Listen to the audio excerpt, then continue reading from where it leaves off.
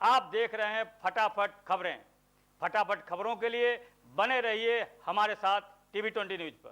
जिला मजिस्ट्रेट राजेश कुमार ने बताया कि वर्तमान समय में कोरोना वायरस कोविड-19 संक्रमण से बचाव तथा इस संदर्भ में उत्पन्न परिस्थितियों के परिप्रेक्ष्य में लागू किया गया देशव्यापी लॉकडाउन भारत सरकार गृह मंत्रालय द्वारा दिनांक 30 जून 2020 तक प्रभावी रहने के निर्देश निर्गत किए गए हैं।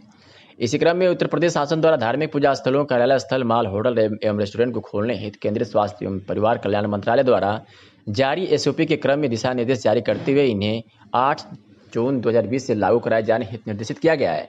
जनपद आजमगढ़ के परिप्रेक्ष्य में राज्य सरकार द्वारा जारी शासनादेश का अनुपालन सुनिश्चित कराए जाने हेतु दिशा निर्देश जारी किए गए हैं।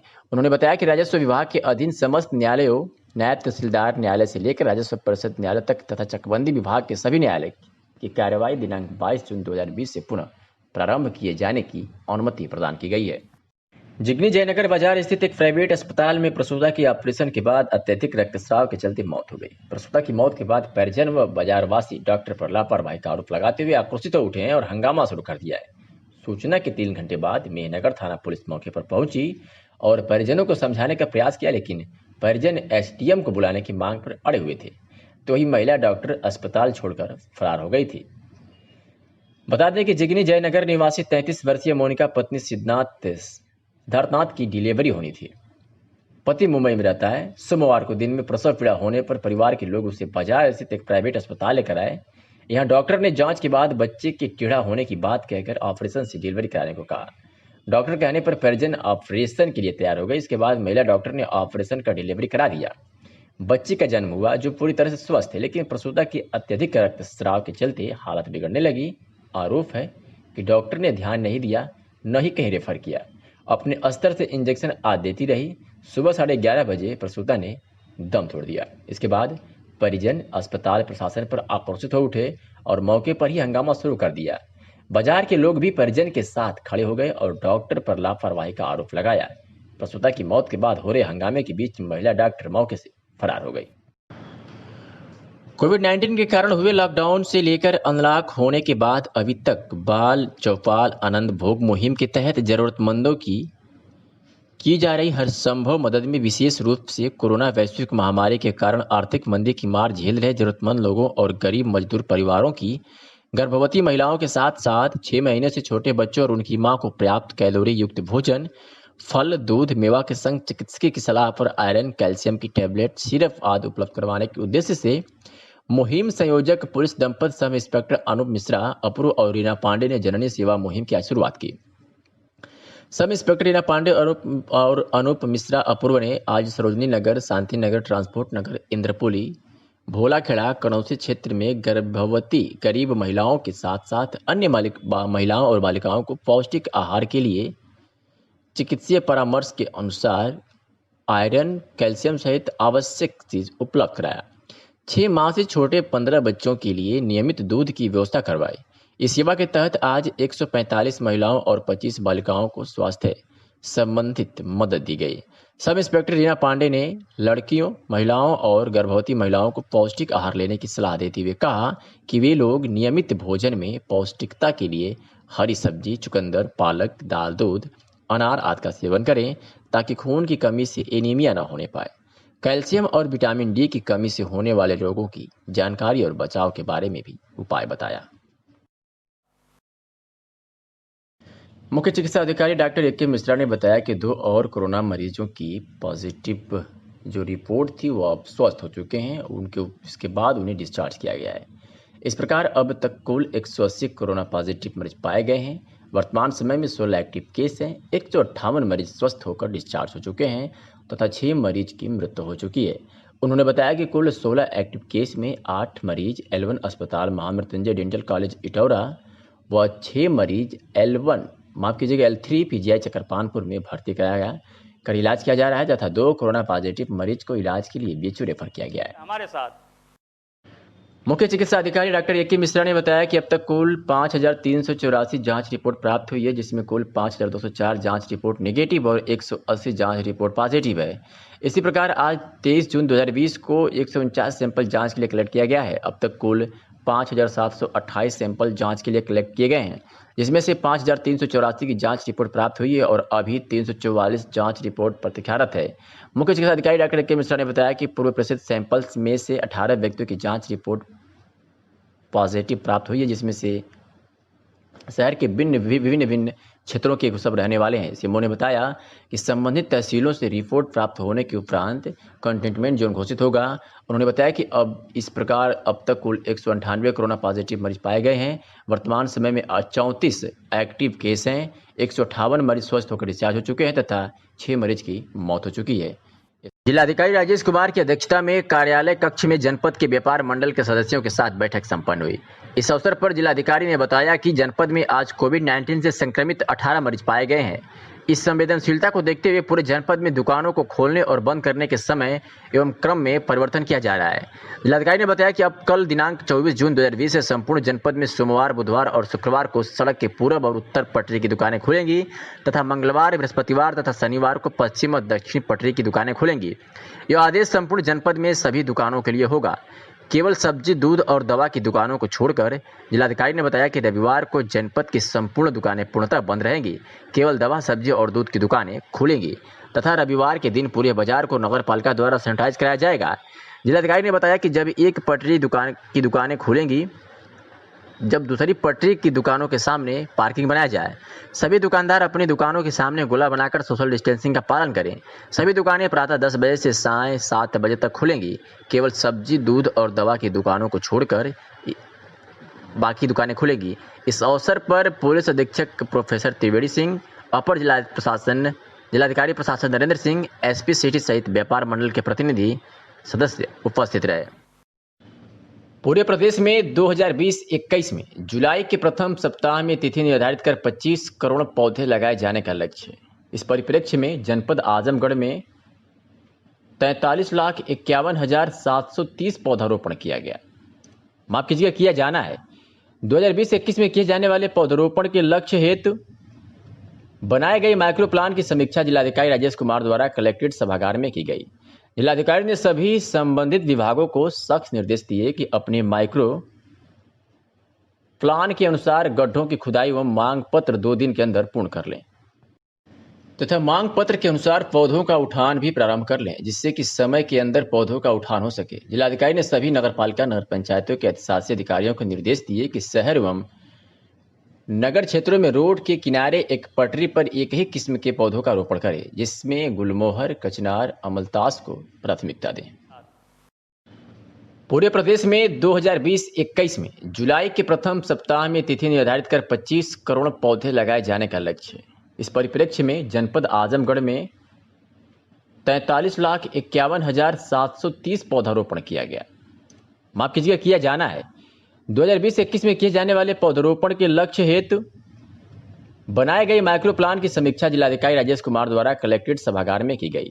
जिलाधिकारी ने सभी संबंधित विभागों को सख्त निर्देश दिए कि अपने माइक्रो प्लान के अनुसार गड्ढों की खुदाई एवं मांग पत्र 2 दिन के अंदर पूर्ण कर लें तथा मांग पत्र के अनुसार पौधों का उठान भी प्रारंभ कर लें, जिससे कि समय के अंदर पौधों का उठान हो सके। जिलाधिकारी ने सभी नगरपालिका, नगर पंचायतों के अधिशासी अधिकारियों को निर्देश दिए कि शहर एवं नगर क्षेत्रों में रोड के किनारे एक पटरी पर एक ही किस्म के पौधों का रोपण करें, जिसमें गुलमोहर, कचनार, अमलतास को प्राथमिकता दें। आजमगढ़ के निजामाबाद थाना क्षेत्र के बड़हरिया गांव के जयकरण जायसवाल पुत्र शंकर जायसवाल, जिनकी उम्र 38 वर्ष, मुंबई के थाने में रहकर हाथ गाड़ी के माध्यम से समोसा, वड़ा पाव इत्यादि बनाकर बेचने का कार्य करता था। 6 दिन पूर्व ट्रेन से वाराणसी जंक्शन पहुंचा और वहां से सरकारी बस से चेकपोस्ट रानी की सराय आया, फिर सवारी के माध्यम से अपने गांव पहुंचा। जबकि Mumbai railway station, Varanasi cantt station व मिर्जापुर ब्लॉक पर 19 तारीख को सैंपल लिया गया। आज रिपोर्ट पॉजिटिव आने के बाद पूरे क्षेत्र में हड़कंप मचा हुआ है। तो वही ग्रामीणों का कहना है कि पॉजिटिव युवक 3 दिन से गांव सहित अन्य जगह पर काफी घूम रहा था। लोगों में काफी भय व्याप्त है। शाम 4 बजे तक स्वास्थ्य विभाग का कोई भी कर्मचारी मौके पर नहीं पहुंचा है। चौकी के 2 सिपाही मौके पर पहुंचे। पॉजिटिव युवक घर पर केवल अकेला है। उसके माता पिता की मृत्यु बहुत पहले हो चुकी है। शादी हुई थी लेकिन 2 वर्ष पूर्व पत्नी को छोड़ चुका है। आजमगढ़ के पूर्व सांसद एवं सपा नेता रमाकांत यादव अपनी विवादित बयान से फिर सुर्खियों में है। सोमवार को उन्होंने कहा कि मैं मूर्ति पूजा का विरोध करता हूं। लोगों को मंदिर छोड़ शिक्षा के मंदिर में जाकर ज्ञान प्राप्त करना चाहिए उन्होंने सोमवार को अंबारी स्थित आवास पर कुछ युवकों के हाथ से रक्षा सूत्र को कटवा दिया। मामला घर से बाहर पहुंचा तो चर्चा का विषय बन गया। हिंदू धर्म से जुड़े विद्वानों ने इसका विरोध भी शुरू कर दिया। रमाकांत यादव से मिलने के लिए सोमवार को क्षेत्र के 10-12 युवक अंबारी आवास पर पहुंचे थे। पूर्व सांसद ने युवकों के हाथों की कलाई में बंधे रक्षा सूत्र को कटवा दिया। इस बार में रमाकांत यादव से बात की गई तो उन्होंने कहा कि धर्म के नाम पर लोगों को गुलाम बनाया जा रहा है। लोग कब तक धर्म के नाम पर ठगे जाएंगे? मंदिर में मूर्ति की रक्षा देवता नहीं कर पाते, वो हमारी रक्षा क्या करेंगे? मूर्ति पूजा करने वाले कभी डीएम या एसपी बन पाया है? हालांकि उन्होंने युवाओं को शिक्षा के प्रति अग्रसर होने और शिक्षा के मंदिर में जाकर ज्ञान लेने की भी सलाह दी है। कहा कि इसी से समाज, देश और व्यक्ति का विकास होगा। तभी संभव है जब लोग पत्थर की मूर्ति वाले मंदिर में जाना छोड़ेंगे। युवक भ्रमित न हो, इसके लिए उनका रक्षा सूत्र कटवाते हुए शिक्षा के प्रति प्रेरित कर रहा हूँ। वही दैवज्ञ दुर्वासा मंडल मुन्ना बाबा का कहना है कि मुझे लगता है कि उन्हें आध्यात्मिक ज्ञान नहीं है। आध्यात्मिक ज्ञान से ही संस्कार की उत्पत्ति होती है। अध्यात्म का महात्म्य बहुत बड़ा है। हमारे ऋषि वो मुनियों ने शोध करके जीवन जीने का ढंग बताया। उन्होंने आध्यात्मिक ज्ञान की आवश्यकता है। जिलाधिकारी आजमगढ़ के द्वारा कोरोना महामारी के रोकथाम के संबंध में शुक्रवार को जारी नए नियमों के अनुपालन में नगर पंचायत महाराजगंज द्वारा पूरे नगर में ब्लीचिंग और सैनिटाइजर का छिड़काव दुकानें खुलने के पहले किया जा रहा है। इस संबंध में शासी अधिकारी गुंजन कुमार ने कहा कि शुक्रवार को जिलाधिकारी आजमगढ़ द्वारा जारी दिशा निर्देश के अनुपालन में नगर पंचायत महाराजगंज में हर रोज मशीनों द्वारा सैनिटाइजर का छिड़काव किया जा रहा है। तो वही निर्देश के अनुपालन में दुकानों के बाहर गोला भी बनाया जा रहा है और लोगों को मास्क लगाने और साबुन और सैनिटाइजर से हाथ धोने की सलाह भी दी जा रही है। सर, जिलाधिकारी महोदय द्वारा 19 तारीख को एक लेटर निर्गत किया गया था, जिसमें सोशल डिस्टेंसिंग का और कोरोना से बचाव के लिए सबको निर्देशित किया गया है अपने अधिकारियों को। उसमें नगर पंचायत को क्या निर्देशन है, क्या कार्य करवाए सके? सबसे पहले नगर पंचायत में जिलाधिकारी महोदय द्वारा नगर पंचायत को आदेशित किया गया है कि दुकानें खुलने के पहले सभी दुकानों पे सैनिटाइजेशन का कार्य संपन्न कर लिया जाए। साथ ही साथ प्रत्येक दुकानों पे रंग के द्वारा गोला बना दिया जाए, जिससे कि सोशल डिस्टेंसिंग को मेंटेन किया जा सके। साथ ही साथ जिलाधिकारी महोदय का यह भी आदेश आया है कि जो उसको मास्क से संबंधित जो प्रचार प्रसार चल रहे हैं, वो प्रचार प्रसार लगातार होते रहे। इसी क्रम में नगर पंचायत महाराजगंज के द्वारा सुबह 6 बजे से 7 बजे के बीच में सैनिटाइजेशन का कार्य संपन्न करा दिया जाता है। साथ ही साथ सभी दुकानों पे नगर पंचायत महाराजगंज की तरफ से गोला बना दिया गया है। उस गोले में यहाँ की जनता आती है और अपने बारी का इंतजार करके सामान लेके जाती है। साथ ही साथ हम लोग प्रचार प्रसार करवा रहे हैं कि प्रत्येक व्यक्ति जरूरत हो तभी घर से निकले और निकले तो मास्क लगा के निकले और सोशल डिस्टेंसिंग को मेंटेन करते हुए निकले। कुछ लोग अधिकारी राजेश कुमार की अध्यक्षता में कलेक्ट्रेट सभागार में मनरेगा कायाकल्प, प्रधानमंत्री आवास योजना, पौधरोपण आदि की प्रगति की समीक्षा बैठक संपन्न हुई। इस अवसर पर जिलाधिकारी ने निर्देश दिए कि 26 जून से एक साथ सभी सामुदायिक शौचालयों का निर्माण प्रारंभ होगा। सभी तहसीलदार जमीन का चिन्हांकन कर लें। इसी प्रकार 26 जून से जनपद में 1,50,000 मैन डेज क्रिएट करना है।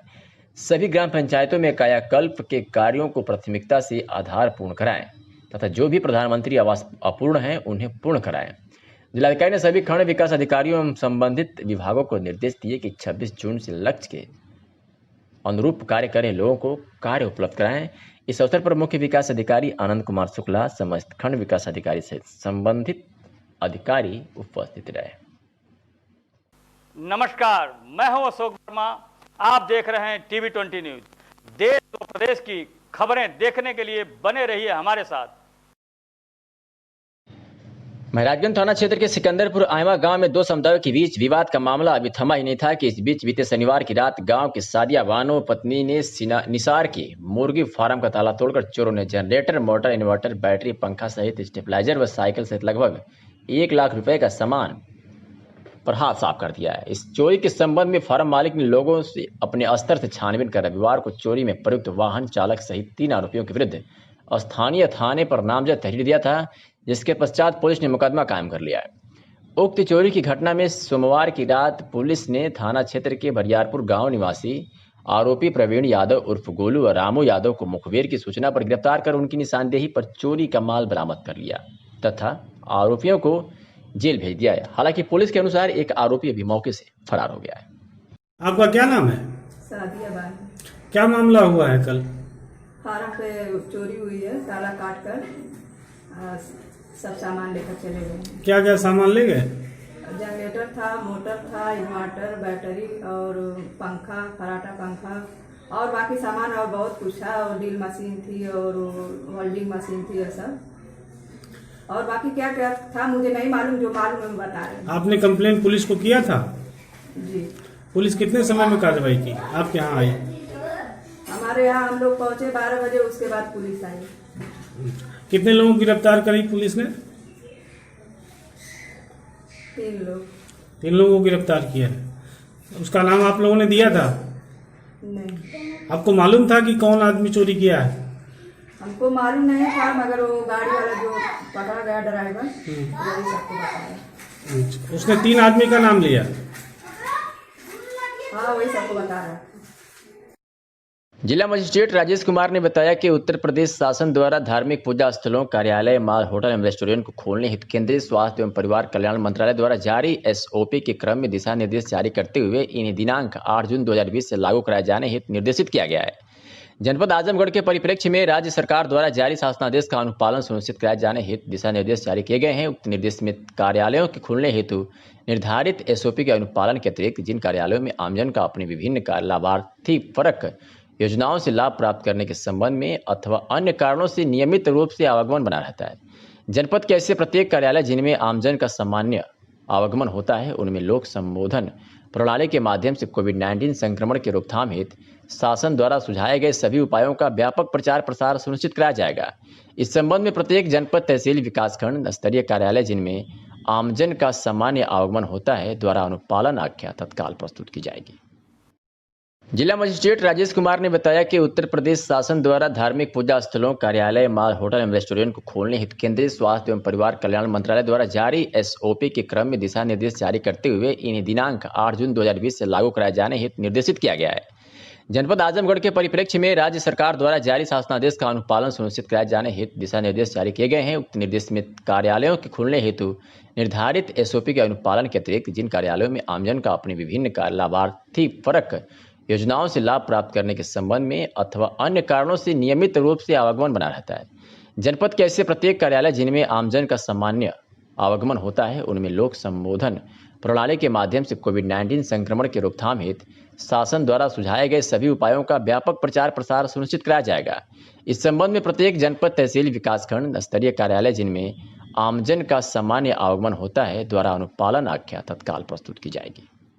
आजमगढ़ का मिजवा गांव देश में ही नहीं पूरे विश्व में विख्यात है। यह गांव फिल्म अभिनेत्री शबाना आजमी और उनके पिता प्रसिद्ध शायर कैफी आजमी के नाम से विख्यात है। यहाँ कैफी साहब और जब शबाना जी के अथक प्रयास से नाना प्रकार की योजनाएं चलाई जा रही हैं, उसी में एक और कार्यक्रम जुड़ गया है जो मिजवान वेलफेयर सोसाइटी की टीम द्वारा रोजगार ढाबा के रूप में प्रवासी श्रमिकों से संबंधित विभिन्न मुद्दों को हल करने के लिए एक नीति आधारित समाधान के साथ आई है।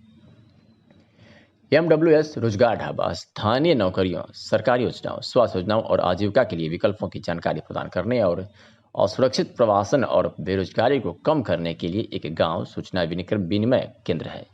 यह स्थानीय नियोक्ताओं से स्थानीय नौकरियों के लिए जानकारी एकत्र करता है और नौकरी चाहने वालों के बारे में भी जानकारी एकत्र करता है जो नौकरियों की तलाश करते हैं और एकत्रित जानकारी प्रदर्शित करते हैं। यह प्रवासी श्रमिकों, किसानों, ग्राम समुदायों को आजीविका के लिए उपलब्ध अवसरों से जोड़ता है। यह राशन कार्ड, बैंक खाते जैसे विभिन्न दस्तावेजों का लाभ उठाने में भी समुदाय की सहायता करता है। MWS रोजगार ढाबा से अब तक 182 लोग जुड़ चुके हैं एवं 3 किसान जो सब्जी का उत्पादन करते हैं। साथ ही 23 ग्राम पंचायत भी जुड़ी है जिन्हें MWS रोजगार ढाबा विभिन्न तरीके से मदद कर रही है। जिला मजिस्ट्रेट ने कहा कि कंटेनमेंट जोन में विगत 21 दिनों में कोविड-19 को कोई पुष्ट रोगी चिन्हित न होने पर उस हॉटस्पॉट को बंद करते हुए कंटेनमेंट जोन की कार्रवाई समाप्त किए जाने के निर्देश हैं।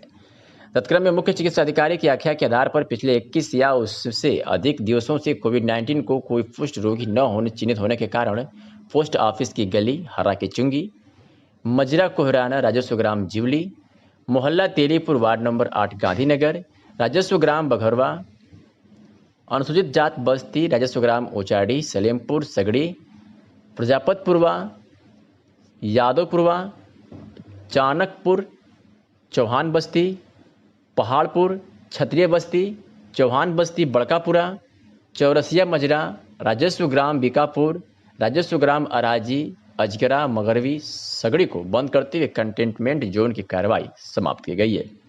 उन्होंने कहा कि धार्मिक पूजा स्थलों, कार्यालय, मॉल, रेस्टोरेंट को खोलने हेतु जारी दिशा निर्देश तथा शासनादेश के अनुपालन में जारी सामान्य निर्देश जनपद के अन्य क्षेत्रों की भांति उपरोक्त क्षेत्रों में भी लागू होंगे।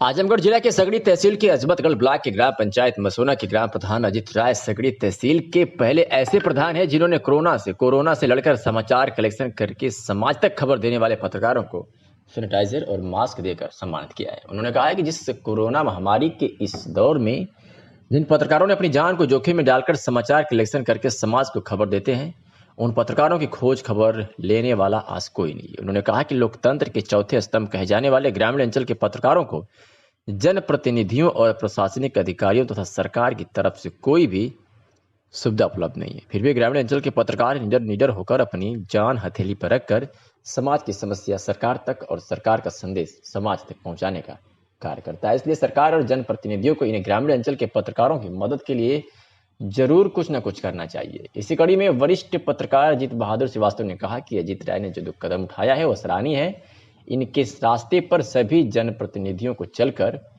ग्रामीण अंचल के पत्रकारों की मदद करनी चाहिए। मेरे सामने मौजूद है सगड़ी तहसील के ऐसे पहले प्रधान जिन्होंने पत्रकारों का किया सम्मान। आइए जानते हैं मामला क्या है। जी, मैं अजीत राय, ग्राम प्रधान मसोना, विकास खंड अजमतगढ़। मैं कांग्रेस पार्टी से जुड़ा हूँ, जिला कांग्रेस कमेटी का सदस्य हूँ। और इस कोविड आपदा की घड़ी में जिस तरीके से अपने आप को पत्रकार बंधुओं ने संक्रमित होने के डर को छोड़कर और समाज के हित में सारी खबरों का प्रकाशन किया, तो हमें लगा कि पत्रकार बंधुओं को और सभी ऐसे चैनल से जुड़े लोगों को मास्क और सैनिटाइजर देकर उनके सतत प्रयास को याद किया जाए और उन्हें धन्यवाद किया जाए। टीवी 20 न्यूज के लिए रोशन लाल। जीत बहादुर जी, आप पत्रकारों में सबसे वरिष्ठ गिने जा रहे हैं। अभी हमारे जो प्रधान जी अजीत राय जी ने ये मास्क और सैनिटाइजर बांटा है पत्रकारों के बारे में, जो बताया कि प्रशासन को इसका ध्यान देना चाहिए था, जनप्रतिनिधियों को, तो इस संबंध में आपका क्या कहना है? इस संदर्भ में हम कहना चाहेंगे कि सरकार का चौथा स्तंभ माने जाने वाला ये पत्रकार, और उसमें भी ग्रामीण क्षेत्र का पत्रकार जो गांव से ऑथेंटिक खबरें, जो गांव की समस्याएं, छोटी से बड़ी समस्याओं को निकाल करके प्रशासन को अवगत कराता है, शासन को अवगत कराता है, जन जन की समस्याओं को सरकार तक उठाने का काम करता है, जो सबकी समस्याओं को शासन और प्रशासन तक पहुंचाता है, उसकी समस्या के बारे में आज सुनने को कोई तैयार नहीं है। इस कोरोना जैसे महामारी के काल में हमारे पत्रकार भाइयों ने छोटे से बड़े सारे जो जिस स्थान पर रहा, बड़ी ईमानदारी से, बड़ी लगन से, बड़ी ही निर्भयता से इस संक्रमण काल में भी अखबार समाचारों का संकलन किया। लेकिन अब तक हमारे छोटे ग्रामीण पत्रकार भाइयों की तरफ किसी का ध्यान नहीं गया, न ही इनको किसी तरह से सुरक्षा दी गई, न ही इनको किसी तरह का संक्रमित होने पर बीमा दिया गया। आज हमारे ग्रामीण क्षेत्र के मसोना के प्रधान अजीत भाई ने एक पहल की है, छोटी ही सही, लेकिन उन्होंने हम पत्रकारों का जो मान बढ़ाया है, हम उनके लिए धन्यवाद ज्ञापित करते हैं। 20 भारतीय सैनिकों के शहीद होने के बाद पूरे भारत में लोगों द्वारा चीन का विरोध किया जा रहा है। इस क्रम में आज हिंदू युवा वाहिनी भारत द्वारा प्रधानमंत्री को नामित ज्ञापन जिलाधिकारी को सौंपा गया, जिसमें भारत सरकार द्वारा चीन के घर सामान का बहिष्कार करने के लिए तथा उसे भारत सरकार द्वारा प्रतिबंधित करने के लिए प्रधानमंत्री से निवेदन किया गया था। हिंदू युवा वाहिनी भारत के सदस्य प्रियांशु सिंह ने सभी लोगों से निवेदन करते हुए कहा है कि हम सभी शपथ लेते हैं कि सब मिलकर चीन के सामान का बहिष्कार करेंगे, वह राष्ट्रहित में सहयोग करेंगे। सुनवाते हैं प्रियांशु सिंह क्या कह रहे हैं। हिंदू युवा वाहिनी सदस्य मामला यह है कि चीनी बहिष्कार के लिए सभी चीनी सामान का और चीनी ऐप्स का हम लोग बहिष्कार करने के लिए डीएम साहब को ज्ञापन देने आए हैं कि प्रधानमंत्री महोदय तक हम लोग का ज्ञापन जो है पहुंच जाए। हम सभी लोग जो भी जनतावासी से और समस्त देशवासियों से ये अपील करना चाहते हैं कि चीनी सभी जो भी ऐप्स हैं और जो चीनी सामान जो कुछ भी हमारे देश में जहाँ आते हैं उनका बहिष्कार पूर्ण रूप से किया जाए और इसमें प्रधानमंत्री महोदय जी भी हमारा सहयोग करें कि सभी चीनी चीज़ों को पूर्ण रूप से भारत में उनका आयात निर्यात बंद कर दिया जाए ताकि कोई भी सामान ना यहाँ आए और ना ही यहाँ की जनता उसका प्रयोग करे। क्या कारण है, क्यों ऐसा? कारण इसलिए है क्योंकि वह जो हमारे सैनिकों को नुकसान पहुंचा रहे हैं, हमारे कई सैनिक इसमें शहीद हो गए, तो उसके शहादत के लिए उनसे बदला लेने के लिए हम लोग बॉर्डर पे लड़ाई तो नहीं लड़ सकते हैं, लेकिन अपना सहयोग इतना देकर सभी सामानों का बहिष्कार कर सकते हैं। डॉक्टर श्यामा प्रसाद मुखर्जी की 66वीं पुण्यतिथि पर श्रद्धांजलि दी गई। श्रद्धांजलि कार्यक्रम में सच्चिदानंद सिंह मुख्य वक्ता रहे। यह कार्यक्रम नगर के उपाध्यक्ष धर्मेंद्र सिंह के आवास पर संपन्न हुआ। इसका संचालन निवर्तमान नगर अध्यक्ष व शासन द्वारा नामित सभासद विनय प्रकाश गुप्त ने किया। इस कार्यक्रम में जिला के मीडिया प्रभारी विवेक निषाद, नगर उपाध्यक्ष सुनील मिश्रा, नगर उपाध्यक्ष मृगांक शेखर सिन्हा, नगर उपाध्यक्ष अवनीश चतुर्वेदी, नगर उपाध्यक्ष मनोज कुमार बौद्ध, बूथ अध्यक्ष बलवंत सिंह, विजय सिंह, अंशु सिंह सहित तमाम लोग उपस्थित रहे। आजमगढ़ में भारतीय जनता पार्टी जिला अध्यक्ष आजमगढ़ सदर ध्रुव सिंह के नेतृत्व में जनसंघ के संस्थापक सदस्य डॉक्टर श्यामा प्रसाद मुखर्जी की पुण्यतिथि बलिदान दिवस के रूप में सभी बूथों पर फिजिकल डिस्टेंसिंग का पालन करते हुए मनाया गया। जिलाध्यक्ष ध्रुव सिंह ने अपने आवास ग्राम कटाई बूथ पर डॉक्टर श्यामा प्रसाद मुखर्जी के चित्र पर पुष्पांजलि अर्पित कर अपने परिवार के साथ बलिदान दिवस मनाया। इस क्रम में जिला कार्यालय पर जिला महामंत्री विनोद उपाध्याय और ननकू राम सरोज, मयंक गुप्ता, आनंद सिंह, अभिनव श्रीवास्तव, राजीव शुक्ला, रामचंद्र यादव ने डॉक्टर श्याम प्रसाद मुखर्जी के चित्र पर पुष्पांजलि अर्पित कर बलिदान दिवस मनाया। करतारपुर बूथ पर नगर उपाध्यक्ष धर्मेंद्र सिंह के नेतृत्व में सच्चिदानंद सिंह, विनय प्रकाश गुप्त, विवेक निषाद, सुनील मिश्रा, मृगांक शेखर सिन्हा, अवनीश चतुर्वेदी, दीपक चतुर्वेदी सहित नवनीत गुप्ता, मनोज बौद्ध, शैलेंद्र मिश्रा, विजय सिंह, अजय भारती के साथ अपने आवास पर डॉक्टर श्याम प्रसाद मुखर्जी का बलिदान दिवस मनाया गया। जिलाध्यक्ष ध्रुव सिंह ने बताया कि केंद्रीय मंत्री नरेंद्र सिंह तोमर 24 जून को 4:45 पर गोरखपुर और काशी क्षेत्र की जनसंवाद रैली को फेसबुक लाइव, ट्विटर और यूट्यूब के माध्यम से संबोधित करेंगे।